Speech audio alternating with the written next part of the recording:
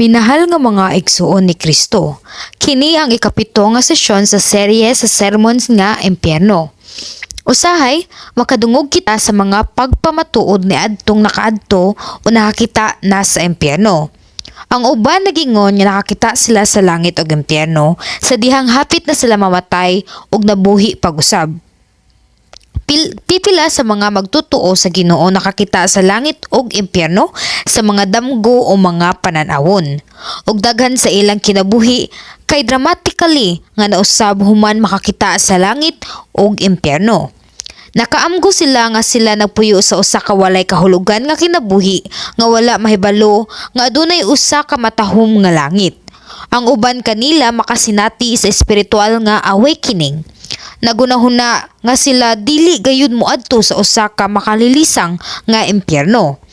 Og nagsugod sila sa paggiya sa usa ka mas mainiton nga Kristohanong kinabuhi.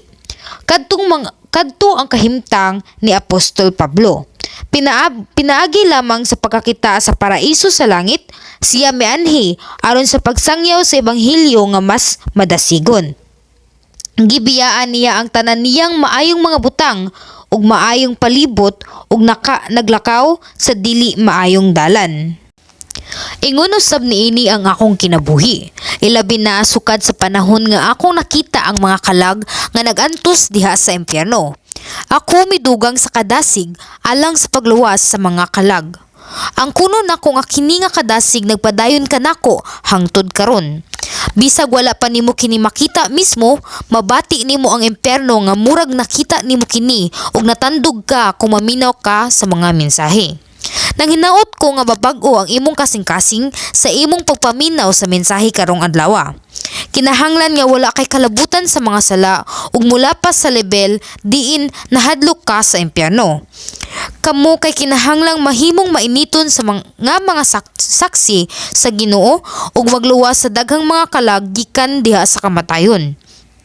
Giawha ko kamo sa paghatag og dakong kahupayan diha sa kasing-kasing sa Dios pinaagi sa pagbuhat niini. Dugang pa, ang imong paglaom sa langitnong gingharian mudako samtang ikaw mulihok niining paagiha ug ikaw makakupot ug mas maayong langitnong pulayanan pinaagi sa kusog or force. Nagampo ako sa ngalan sa Ginoo nga sa ulahi makahinumdum ka sa bag-ong Jerusalem kauban ang mga tawo nga imong giebanghelyohan. Nga nabag-o ang imong kinabuhi pinaagi sa kini nga mga mensahe sa impyerno. Minahal nga mga igsoon diha kang Kristo. Kung ang mga wala maluwas kay mamatay, sila dadun sa duha ka mga mensahero diha sa impyerno ug moadto sa hulatanan nga lugar sa ubos nga lubnganan. Ang espiritu nga migawas sa lawas itambog sa usa ka dapit nga sama sa dakong gahong ug didto mopabilin sa tulo ka adlaw. Niining panahona, ang ngilad ug makalilisa nga tan-awon nga mga langgam magtuktok kanila gamit ang hait ug dagkong mga sungo. Ang ilang mga panit mahimo usab nga matantang. Sila usab moatubang sa makaluluoy nga kamatuoran diha sa impyerno niining panahona. Human sa tulo ka adlaw moadto sila sa ilang tagsa-tagsa kadapit aron makadawat sa ilang kaugalingong selot. Magpadayon sila sa pagdawat sa ilang tagsa-tagsa ka selot sumala sa ilang mga sala hangtod sa katapusang paghukom nga mao ang dakong puti nga trono nga paghukom. Sa ang gidaghanon sa matang sa mga selot nga gipahamtang sa ubos nga lubganan kay dili maihap.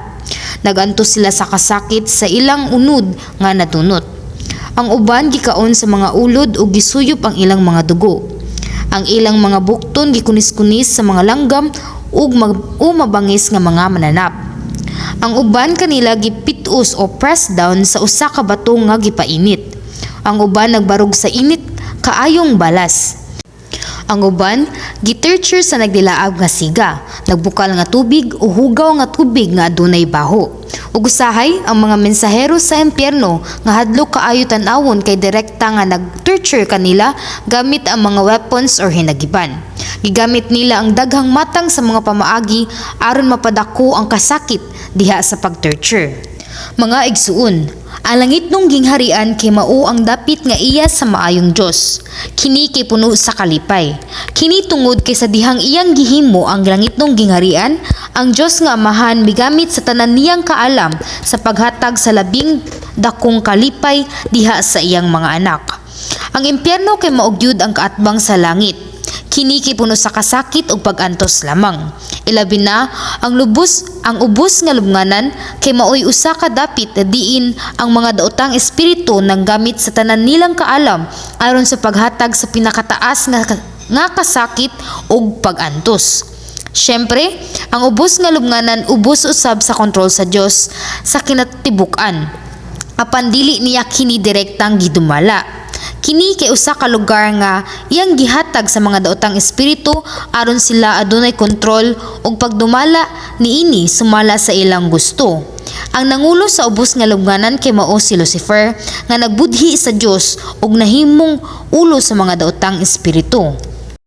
Mahitungod niini nga Lucifer, ipasabot nako kaninyo diha sa detalye kung ipasabot na nako ang bahin sa abis. Busa, kung ang usa ka kalag moadto sa ubos nga lubnganan, kini nagpasabot nga siya hingpit nga itugyan sa mga kamot ni Lucifer nga walay kaluoy sa bisan unsa. Ang Dios kay mao ang gugma mismo, apan si Lucifer ug ang daotang mga espiritu kay daotan mismo. Kanunay nilang gihunahuna kung unsaon pagbutang og dugang nga kasakit sa mga kalag ug pag-torture kanila sa laing-laing mga daotang paagi. Gihimo lang nila nga dapit sa kahadlok ang ubos nga lubnganan. Pila ka mga matang sa mga butang ug pamaagi sa pag-torture ang anaa dinhi sa yuta. Makalilisang kaayo nga makita ug madunggan lang sila.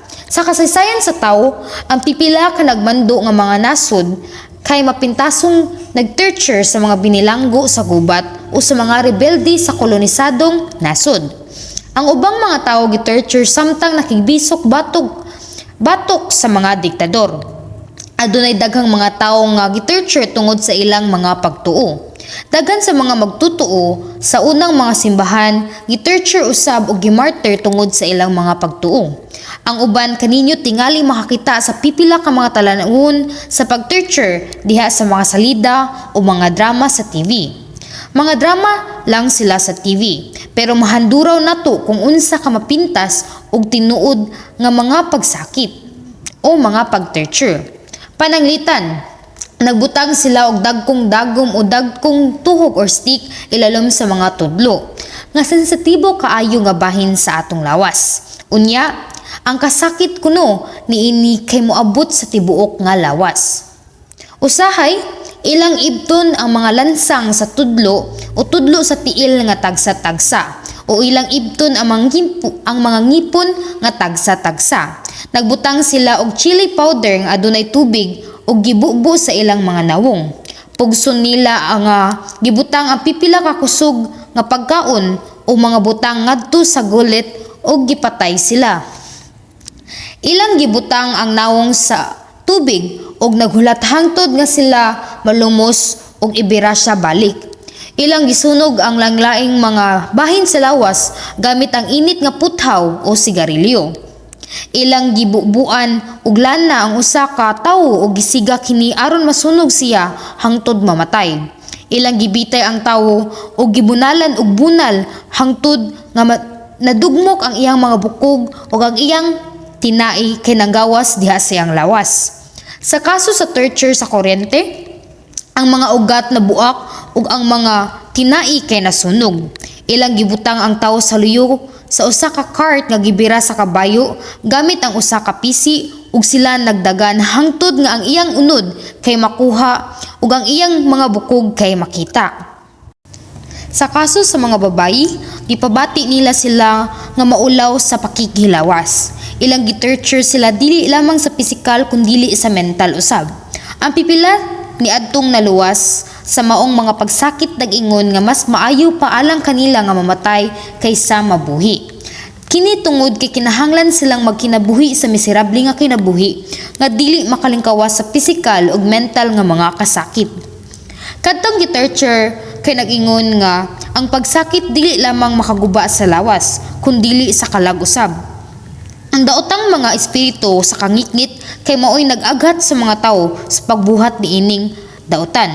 Sila ang kaaway nga yawa ug si Satanas. Pinaagi lang sa pagtan-aw sa daotang mga butang nga gibuhat sa mga tawo dinhi sa yuta, mahanduraw nato kung unsa ka mapintas ug walay kaluoy ang mga daotang espiritu sa dihang kontrolahon nila ang mga selot sa ubos nga lubnganan. Ang kaaway nga yawa og si Satanas, espirituhanon nga mga binuhat, ug sila labaw pa sa tawhanong kaalam ug gahom.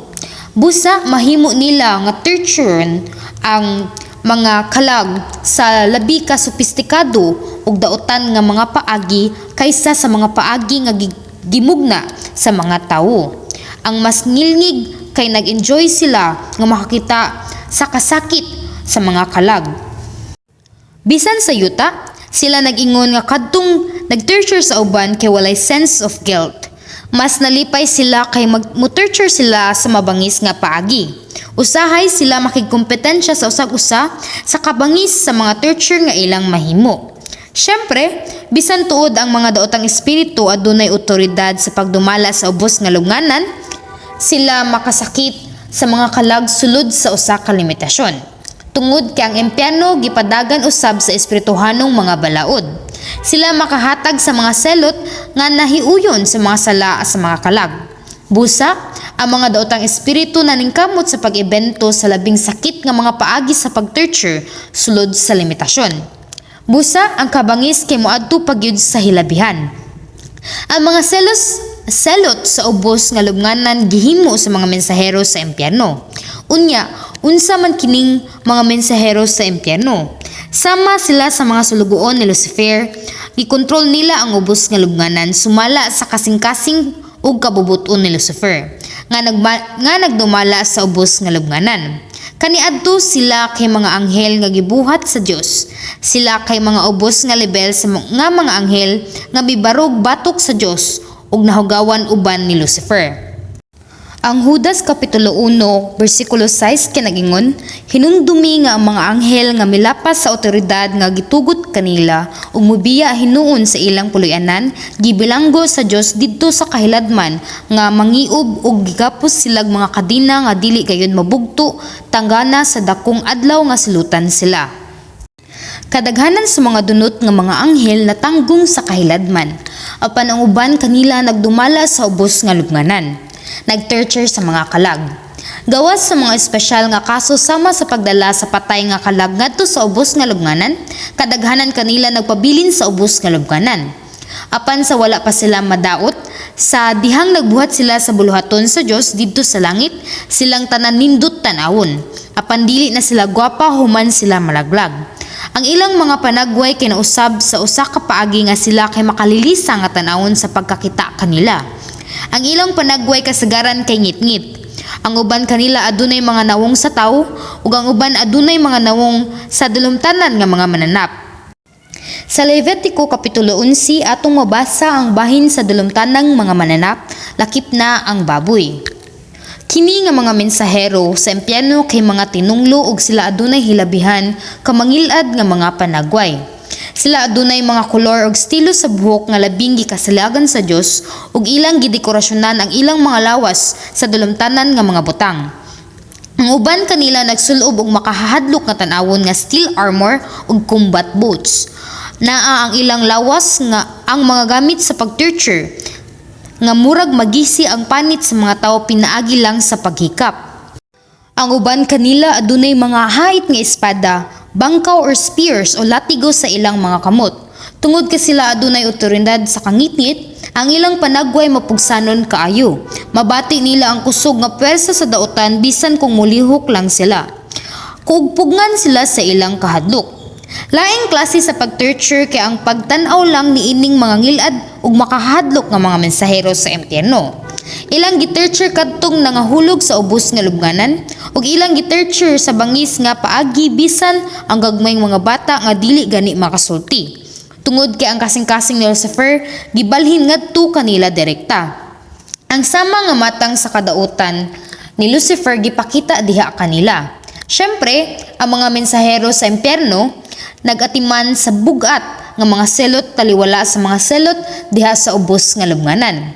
Mga igsuon, ang mga selot sa ubos nga lubnganan kasagaran gibahin sa 4 ka level, sumala sa kadako ug sa kasakit. Kadtong wala makaila sa Ginoo, niini nga kinabuhi ug wala makapasar sa hukom sa konsensya kay makadawat og medyo gaan nga mga selot. Apan kadtong kinsang mga konsensya kay nasunog sama sa init nga putaw sama ni Judas Iscariote, makadawat sa labing bugat nga mga selot. Ang pagkahibalo sa kamatuoran ug ang dili pagtuo ug ang pagbudhi human makadawat sa grasya kay mas dako nga sala kaysa sa dili pagtuo tungod kay wala sila kahibalo. Sa dili pa nako isaysay ang mahitungod nining upat kaang-ang sa mga selot, tuguti una ko sa pagpasabot mahitungod sa mga selot nga gipadapat sa mga bata. Ang mga bata nga namatay sa wala pa ang pagkabatanon kay makadawat og usa ka matang sa selot nga alang lamang kanila. Ang 4 ka level sa mga selot magamit lamang sa mga hamtong nga nakaagi sa ilang pagkabatanon o puberty. Dinhi mahimo kang adunay pangutana. Kadtong malawas kay mahimong 33 ang panauigon sa dihang ang Ginoo mobalik diha sa kahanginan. Ang gagmay nga mga bata mahimo usab nga 33 ug ang mga mamatay sa ilang pagkatigulang kay mahimong 33 usab. Apan ngano nga ang mga selot sa ubos nga lubnganan gilain-lain sumala sa edad. Kini tungod kay ang mga moadto sa impyerno adunay parehas nga hitsura sa panahon nga sila mamatay. Kung mamatay sila ingong mga bata, magpabilin sila ingong mga bata. O kung mamatay sila ingong mga tigulang, magpabilin sila ingong mga tigulang hangtod sa kahangturan. Wala sila pagkabanhaw tungod kay wala sila espirituhanong kinabuhi. Syempre makabaton usab sila sa lawas sa espiritu nga susama nga sa nabanhaw nga lawas niadtong nalawas. Busa sa dihang makadawat silag mga selot, mibati nila ang kasakit sa ingon niini. Nang hinaot ko nga nasabtan nimo kini nga kalainan. Mga igsuon, bisan ang gagmay nga mga bata nga walay kaayoy kahibalo, kung sila natawo og gipadako sa mga ginikanan nga walay pagtuo, lisud alang kanila nga maluwas. Syempre, ang uban kanila mo pasar sa hukom sa konsensya. Apan kung sila dili makapasar niini tungod kay adunay daotang konsensya, ang ilang espiritu mahulog ngadto sa impyerno. Apan ang ilang mga sala kay mas ubos kaysa sa mga hamtong. Mao nga ang ilang selot kay mas gaan. Kini ang selot alang ni adtong gagmay nga mga bata nga mobati og kahadlok, kagutom ug kasakit gamit lamang ang ilang mga instinct. Kini mas gaan kaysa mga pagsakit sa mga mensahero sa impyerno. Apan kini dili magwanta nga kasakit alang ni adtong gagmay nga mga bata. Taliwala kanila ang bag-ong nahimugso nga mga bata nga dili gani makalakaw o makasulti gibutang sa usa ka dako nga bulag nga dapit. Sila adunay mga panagway ug mga pagbati sa panahon sa dihang sila mamatay. Dili gid sila makabati bisan unsa o makalakaw nga sila ra.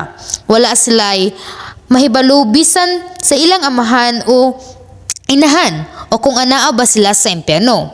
Wala sila kahibalo kung asa sila. Ug naghilak lang sila tungod sa kagutom, pinaagi lamang sa ilang instinct. Sa diha nga sila muhilak, ang mga mensahero sa impyerno moabot ug mutusok sa ilang mga tiyan, mga bukton, mga mata, mga tudlo o mga tudlo diha sa ilang tiil gamit ang pipila ka mahait nga mga gamit. Unya, mas muhilak ang mga bata. Ang tibuok dapit kay mapuno sa mga paghilak. Ang mga mensahero sa impyerno makabati niini isip nga kalingawan. Sa dihang gikapoy na sila niini, ililang gikuha ang usa sa mga bata ug gihuypan siya og hangin. Sa diha nga ang lawas sa bata gipaburot sama sa usa ka balon, sila makigdula kaniya sama sa usa ka bola.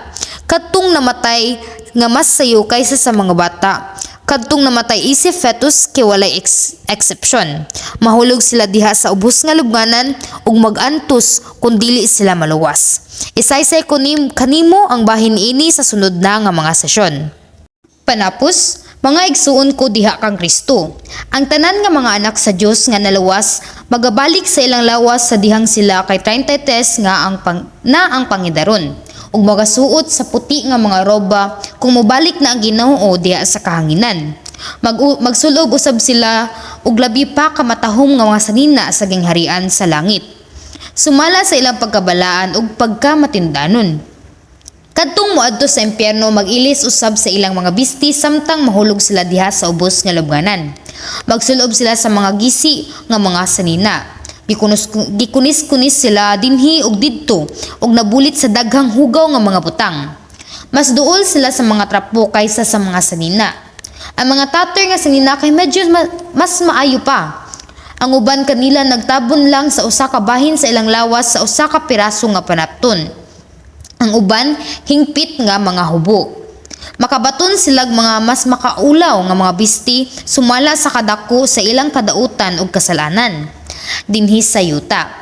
Bisan unsa pang mga karakter sa usa ka tawo, ang usa mahimong maayo nga pagtratar kung siya adunay bahandi, bantugang ug gahom sa katilingban. Ang mga tawo moalagad kanila labing minos sa gawas. Apan sa impyerno, ang tanang pagtataro kay ubos sa level sa mga tawo. Sa ubos nga lubnganan, sila isipon nga mas ubos sa mga binuhat kaysa sa mga mananap ubisan sa mga insekto nga walay kaluoy nga mga mensahero diha sa impyerno. Ug tungod kay kadtong moadto sa impyerno kay mga dautan, wala sila bisan unsang tawhanon nga mga kinaya. Ilang gitumban ang uban aron malikayan ang gagmay nga kasakit nga sa ilang kaugalingon. Kanunay silang magtunglo ug magreklamo sa ilang mga ngabil. Busa, nang hinaot ko nga dili ka mo mosunod sa bahandi, kabantog o garbo dinhi sa kalibutan. Apan sundon ang maayong kasing-kasing ug ang dagway sa Dios dinhi sa yuta. Nagampo ko sa ngalan sa Ginoo nga dili ka magpuyo sa ingon ka makalilisa nga impyerno, apan magpuyo isip minahal ug tinahod nga mga anak sa Dios diha sa matahom nga langitnong gingharian. Amen.